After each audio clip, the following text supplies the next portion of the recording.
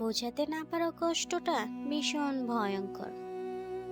মনে হয় বুকের ভিতরে এক পাহাড় চাপা পড়ে আছে, কিন্তু কারো কাছে বললেই যদি তা বুঝতে না পারে, তখন সেই কষ্ট আরো গভীরে ডুবে যায়।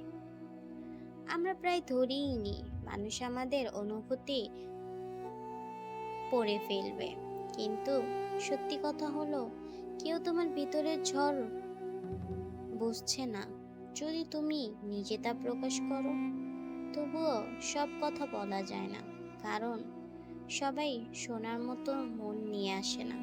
কেউ বিচার করবে, কেউ অবহেলাও করবে, আর কেউ হয়তো হাসবে।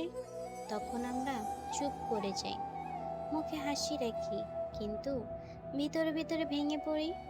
এই ভাঙন বাহির থেকে কেউ দেখে না, শুধু তুমি জানো কতটা কঠিন লড়াই তুমি লড়ছো। তাই মনে রেখো, বোঝানোর ব্যর্থতা তোমাকে দুর্বল বানাবে না, বরং শক্তি বানাবে। যদি তুমি নিজেকে বোঝার অভ্যাস করো, সবার কাছ থেকে বোঝাপড়া আশা না করে নিজের সাথে বন্ধুত্ব করো, নিজের দুঃখ, নিজের কষ্ট, নিজের ভাষা নিজের জন্যই বলে ফেলো, কাগজে, ডায়েরিতে বা প্রার্থনায়।